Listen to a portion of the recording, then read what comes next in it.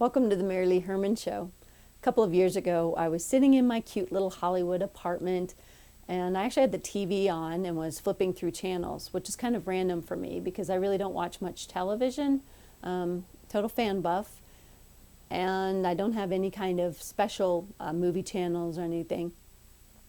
So I'm watching TV, and I see something on the guide that says, on the menu, and it says, I believe it was called Songland. I clip on, oh, I wonder what this says.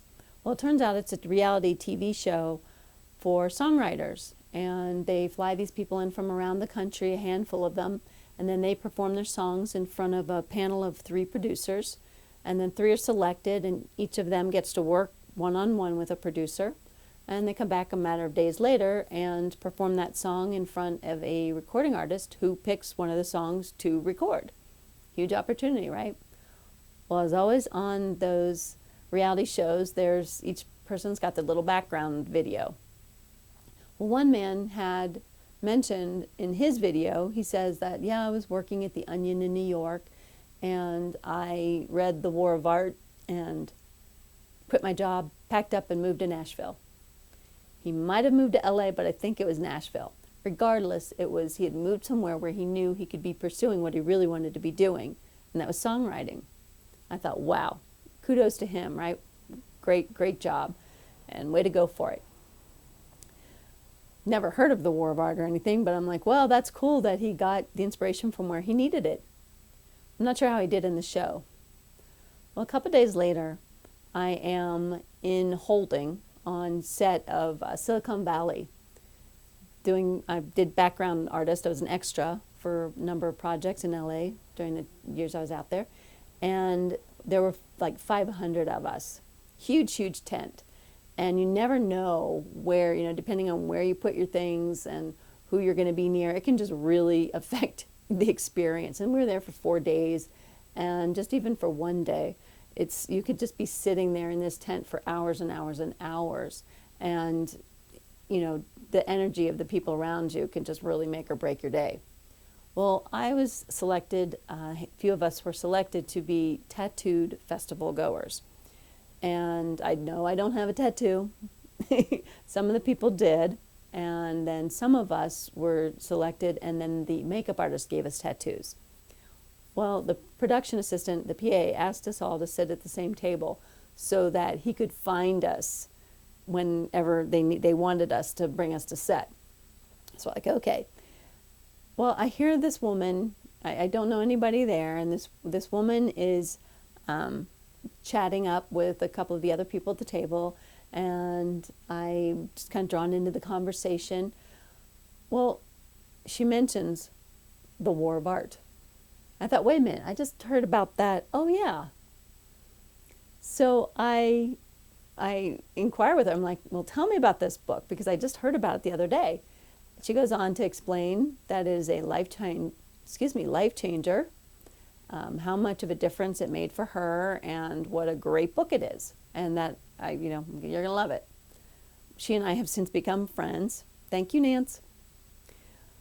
Well, I liked the idea so much, I was so seduced by it, that I went home and did nothing. I may have written it down. A couple days later, though, I was on the phone with my sweetheart. He's in Colorado, and I'm in California. And I say, have you ever heard of the War of Art? He says, no, I haven't.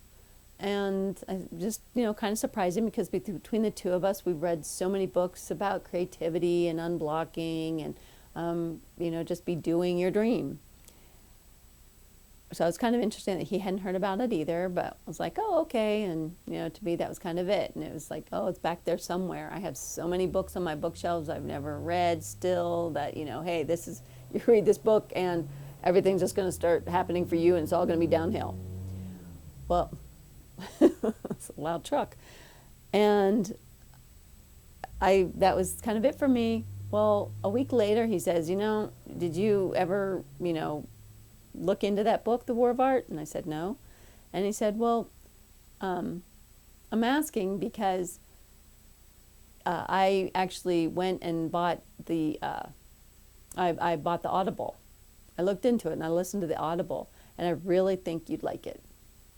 I was like, oh, that's interesting, because for one, we both read so many, and he knows I have a ton that I still want to get to. So to refer something and think that, or recommend something and think that, knowing me specifically, I would appreciate it.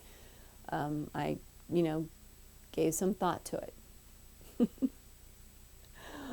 Well, then a week later, I have an appointment in Southern California, and it's about an hour and a half from where I live. And so I make sure I leave very, very early, so much that I have like an hour before I need to be there, that I'm down in that area.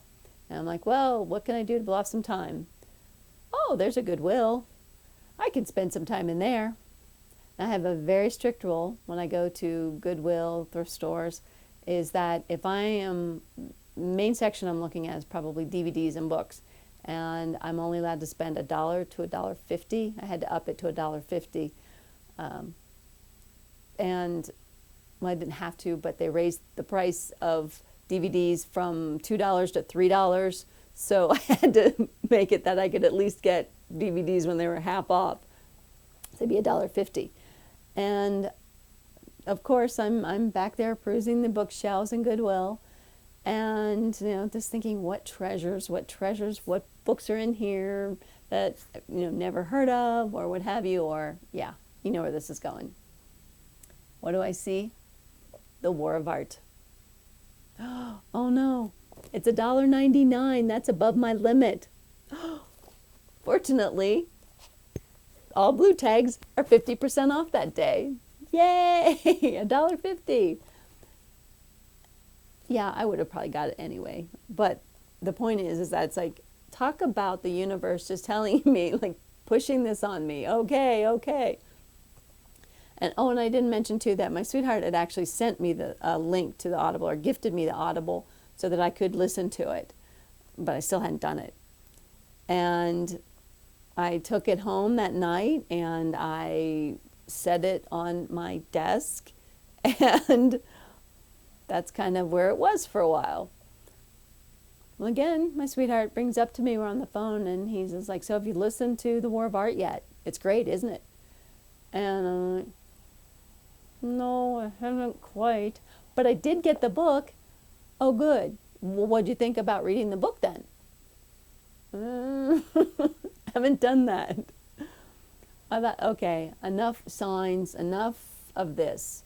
And I finally listened to the Audible. And no one was exaggerating.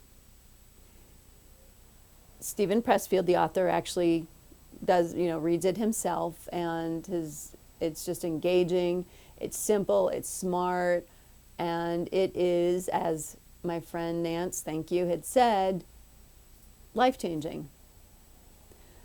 I have since that time read it at least 3 or 4 times, and I've listened to the Audible countless times, because even though it's a process and it's a journey, and so even though resistance is the main word that he uses, is the resistance that we all contend with, is that it will resurface. So even if I will work through it and have breakthroughs and such, I can at times, it's like with the stress and anxiety of everything going on now, and having to uproot myself from LA and come back to Colorado, and not having work, everything, it's like, can provide resistance and make it more challenging to show up.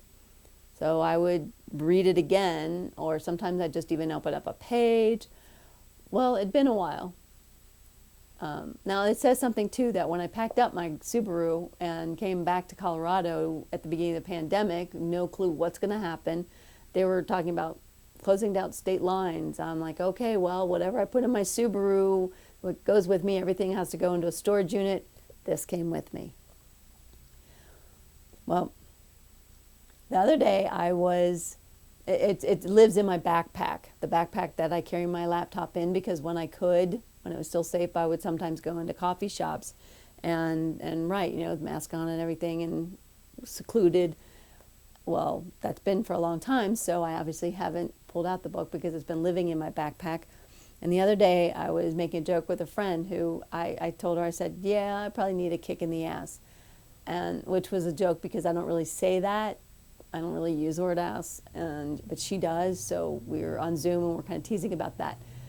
Well, the very next day I go into my backpack to get a pen, specific pen that I have in there. And I like, oh, what is this? And that's actually why the cover's a little tattered because what is that? I reached in there and pulled out. I'm like, oh yeah, The War of Art, my book. And then I happened to see a vital gem, a kick in the ass. I thought, okay, we're done with excuses for now. And I was so glad because sometimes when you are feeling those challenges, when I am feeling those challenges, and I'm letting myself be prohibited, I won't think how I get out of this funk. I'll just enjoy that funk. I'll just immerse myself further into it. So this was again the universe showing up and saying, nope, you don't get to be immersed. And I wanted to read one of the pages, like I said, resistance is one of the big things. And he says, resistance is directly proportional to love. If you're feeling massive resistance, the good news is it means there's tremendous love there too.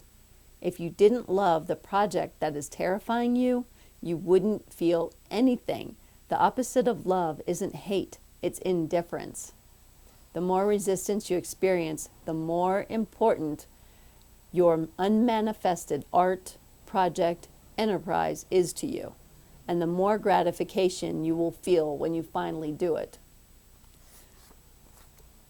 So I just am so happy that it surfaced again and that I'm now reminding, okay, you can't just keep referring this to other people.